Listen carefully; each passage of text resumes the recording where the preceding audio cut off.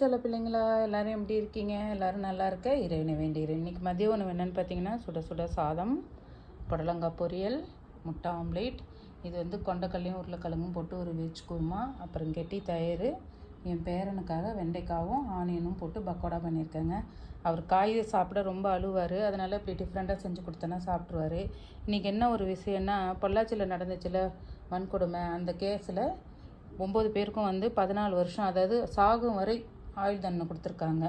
அப்புறம் அந்த கெட்டுப்போன பெண்களுக்கெல்லாம் வந்து 85 லட்ச ரூபா இழப்பீடு கொடுக்க சொல்லியிருக்காங்க.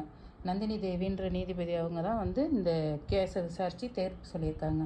ஒரு பொண்ணு வந்து தான் கெட்டு போயிட்டோம், தனக்கு கஷ்டம் நடந்துச்சுன்றதை நிரூபிக்கவே 6 ஆண்டு காலங்கள் தேவைப்படுது, பார்த்துக்கோங்க. அதனால் நான் என்ன சொல்கிறேன்னா, ஆம்பளை பிள்ளையாக இருந்தாலும் சரி, பொம்பளை பிள்ளையாக இருந்தாலும் சரி, தப்பு செய்தால் கண்டிப்பாக தண்டனை கிடைக்கும் அப்படின்றத சொல்லி கொடுத்து வளங்க பிள்ளைகளா.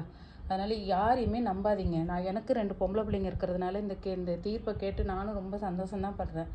என்ன பண்ணுறது, அந்த உலகத்தில் தானே நம்மளும் வாழ்ந்துட்டு இருக்கோம். இப்போ எத்தனையோ என் பேரன் பேத்திங்க, எத்தனையோ பேத்திங்க இருக்கிறாங்க. அந்த பேத்திங்களும் சேஃபாக இருக்கணும். அதனால் சின்ன வயசுலேருந்தே பொம்பளை பசங்கள்கிட்ட யாரையும் நம்பாத, யார் கூடயும் தனியாக போகாதன்னு சொல்லி கொடுத்து வளர்த்திங்கன்னா, இந்த மாதிரி ஒரு அசம்பாவிதமான நிகழ்ச்சிகள்லேருந்து நம்மளும் தப்பிச்சுக்கலாம், நம்ம ஃபேமிலியும் தப்பிச்சுக்கலாம். பிள்ளைகளா வாழ்க வளர்க. பாய்.